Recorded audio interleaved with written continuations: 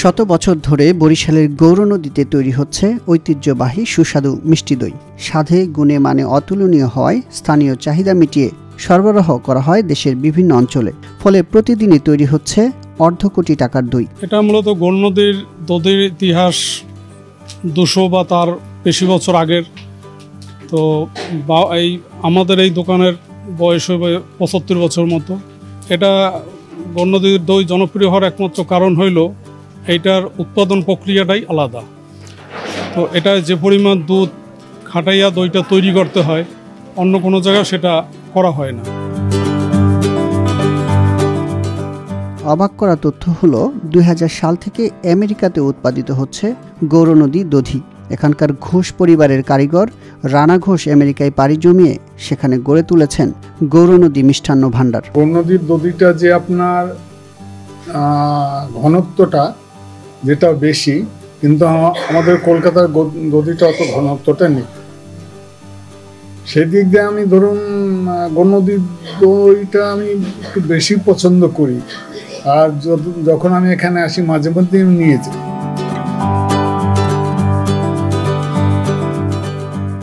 এখানে শুধু দই নয়, শুকনা মিষ্টি, রসগোল্লা, রসমালাই, ক্ষীরপুরি, রসমঞ্জরি, চমচম, কালোজাম, সন্দেশ ও বালুশাহী সহ 12 থেকে 14 প্রকারের মিষ্টি তৈরি করা হয়। তবে চাহিদার শীর্ষে রয়েছে এই কারখানার তৈরি দই।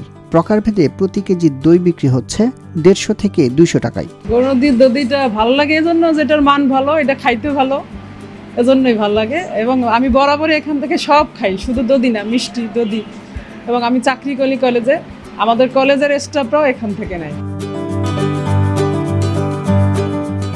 এখানে দধি তৈরির ইতিহাস অনেক পুরনো। প্রায় 250 বছর আগে ডাউরি ঘোষ নামে এক ব্যক্তি গৌরনদীতে তৈরি করা শুরু করেন এই মিষ্টান্ন। পরে বংশ পরম্পরায় এই ধারা ধরে রাখেন শচীন ঘোষ, ননী ঘোষ, গেদু ঘোষ, সুশীল ঘোষ, দিলীপ দাস সহ অন্যরা। প্রতিদিন ভোর থেকে গাভীর খাঁটি দুধ সংগ্রহ করে পাঠানো হয় দই তৈরির কারখানায়। সেখানে 5 থেকে 6 ঘন্টা দুধ জাল দেওয়া হয়। এরপর ঠান্ডা পাত্রে রাখা হয়। কাপড় দিয়ে ছাকার পর চিনি মিশিয়ে আবারও জাল দেওয়া হয় দুধ। তারপর নির্দিষ্ট তাপমাত্রায় হাঁড়িতে রেখে লোহার খাঁচা, কাগজ ও চট দিয়ে ঢেকে রাখা হয়। 24 ঘন্টার মতো ঠান্ডা করার পর আবারও জ্বলন্ত চুল্লির চারপাশে রাখা হয়। এরপর আবার ঠান্ডা করে প্রস্তুত করা হয় বাজারজাতের জন্য। গ্রাম থেকে আনি দোয়াইয়া, বাড়ি বাড়ি যাইয়া 8 থেকে 10 বাড়ি দোয়াই। প্রত্যন্ত গ্রাম অঞ্চল থেকে যে প্রধান উপাদান যে দুধ, সেটা কিন্তু গৃহস্থর কাছ থেকে তারা সংগ্রহ করে। আর এই কারণেই গৌরনদীর দধির এত স্বাদ এবং মান এত ভালো। দধিটার টেস্ট আরো ভালো হইতো যদি সেই দুধ হইতো। সেই পাকিস্তান আমলে যে আমরা দুধটা পাইছি সেটা হলো দেশি গরু ছিল, আর এখন তো দেশি গরু নেই, সব অস্ট্রেলিয়া।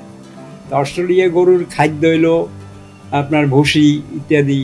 হ্যাঁ, আর আগে ছিল কাঁচা ঘাস গরু দিয়ে খাইতো, দুধে ক্রিম থাকতো বেশি, দইটাও খুব স্বাদ হইতো।